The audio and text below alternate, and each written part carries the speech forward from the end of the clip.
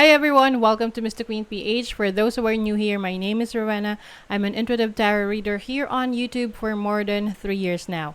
In today's reading, we will see what are the changes coming to you in the next 6 months from the time that you watch this video. But before we begin, I just want to give a huge shout out to Keen for sponsoring this video. If you're looking for a reading personalized to your unique situation, Keen helps you connect with gifted psychics, tarot readers, and astrologers. All you have to do is to create an account and choose an advisor from the hundreds of readers online.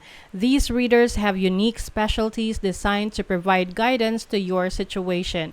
You can choose whichever reader best suits your goals, and you'll be able to connect with them via phone call or text chat. You can always have a reading whenever you want, wherever you are, because Keen is available to help you 24 hours a day, 7 days a week. I always get a reading from Keen just to see the energies coming to me, especially if I have a major decision to make. I'm amazed with the accuracy and the clarity that I get from my favorite advisor. That's why it's still best to get a personal psychic reading because it is directed only to your energies. Now, here's your chance to get a personalized reading from Keen because as a new customer, you can try your first 5-minute reading for only $1. Just go to trykeen.com/QOP or click the link in my description to connect with a Keen advisor. You can also scan this QR code so you can easily access the website. This is a great deal to start a psychic reading online. Imagine it's only $1 for a 5-minute reading. Again, that's trykeen.com/QOP. The link is on the description and on the pinned comment to get a reading and enjoy a huge discount. Thank you so much for sitting through that, and thank you so much, Keen, for this opportunity. Now, let's go to your reading.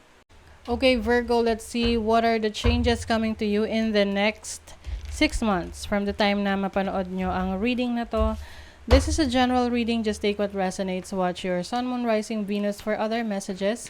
And thank you sa lahat ng mga sumusuporta dito sa ating channel. Just a reminder, gamitin nyo lamang ang reading na to bilang gabay. Pa-follow, like na rin ating Facebook at TikTok. Lahat po yan, Mr. Queen PH. Like, share, subscribe, turn on post notifications para lagi kayong updated sa ating mga readings. And also, if you're interested in private readings, meron tayong 30% discount hanggang March 31, 2024. So, yung link nasa description at sa pin comment kung gusto niyo mag-book. Okay, let's see, Virgo, changes in the next 6 months. To be fair, this is clarity, no? Balance in your life. So, maaaring meron kayong major decision in the next 6 months. Let's see, ano tong area of life na to na mangangailangan ng inyong matinding pag-aaral. 11th house, this is related to your friendship, your community. So, maaaring meron kang sasalihan na grupo, community, tapos pag-iisipan mo kung sasali ka ba talaga dyan. Pwedeng membership, no? Membership ng supermarket or ano yun, shopping membership. Yung iba naman, pwede tong sa social media, any issues ninyo sa social media, maaring meron kayong kailangan pag-isipan kung i-full time nyo na ba ang content creation. Never ending story, nako. Some of you maaring meron kayong mga challenges na ma-experience sa inyong relationship. Ito yung tipong walang katapusang issue.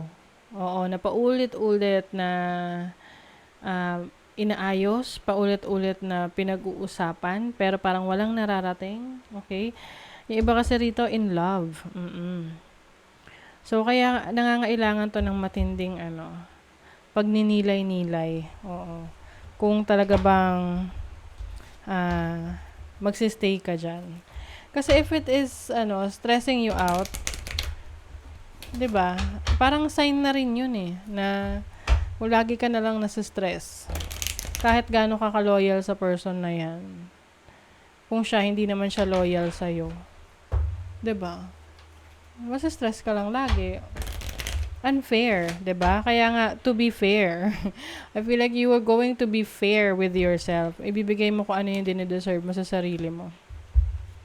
9th house, seeking. O, ayun, maghahanap ka ng sagot sa mga katanungan mo. Yung iba sa inyo lalayo, mag-abroad, lilipat ng bahay.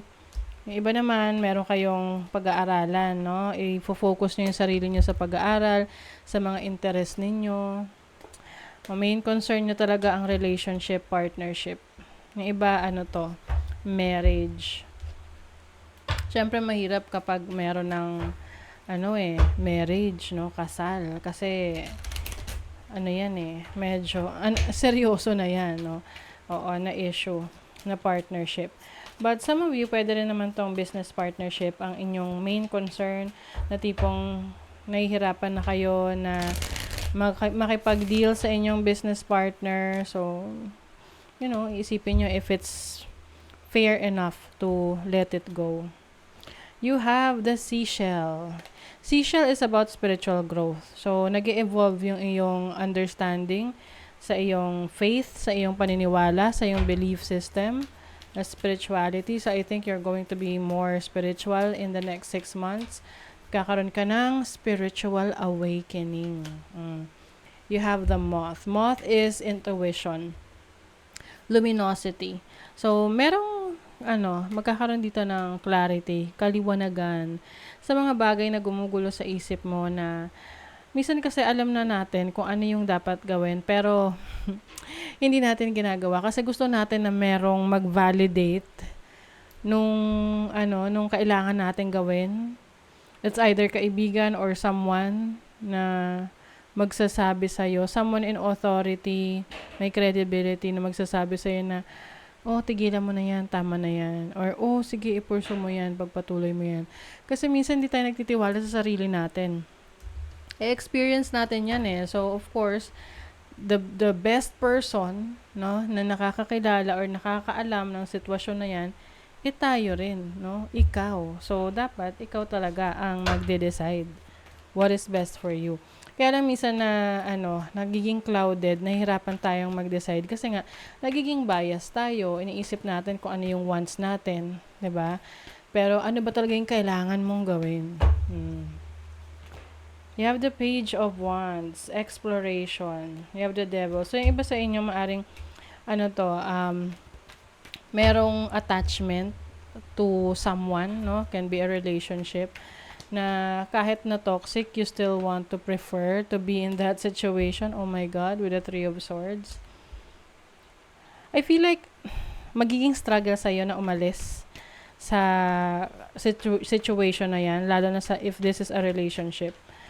Pero, kung kailangan na mag-separate, it will happen. You have the Seven of Wands. Maraming signs na ipapakita sa'yo ang universe na kailangan ng tapusin, kailangan ng i-let go. Yung iba sa inyo talaga marriage. Of course, nasa sa inyo pa rin naman yan, no? Like what I mentioned kanina, kayong mas nakakaalam ng situation ninyo. But yung iba sa inyo, a lot of disappointments pagdating sa connection, sa relationship, partnership. You have the King of Pentacles, the Three of Wands, the Tower. Parang meron kang major decision na gagawin in the next 6 months. I think yun nga yung sabi ko sa inyo onset of the reading eh. May gulo, may away na pwedeng mauwi sa medyo pisikalan, no? Oo. So, pag gano'n, alam mo malapit nang magpisikalan, umiwas ka na para wala nang masyadong masaktan. But I think yan yung reason para mapunta ka sa ibang direksyon eh.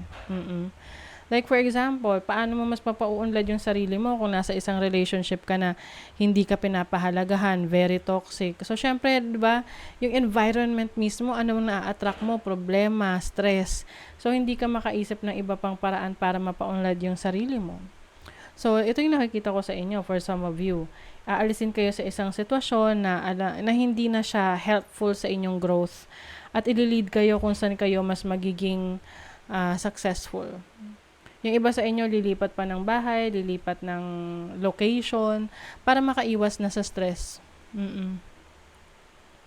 At merong promising na pagsisimula sa ibang lugar. Yan ending. ending of a situation. Parang ito yung humihila sa'yo pababa eh, no?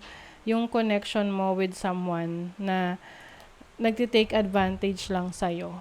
So I think in the next 6 months, you will be letting go of this person to start something new at dun ka makakaramdam ng pag-unlad sa buhay eh. The moment na mawala to sa buhay mo, itong toxic energy na to. Okay? So that is your reading, Virgo. Thank you so much. Bye!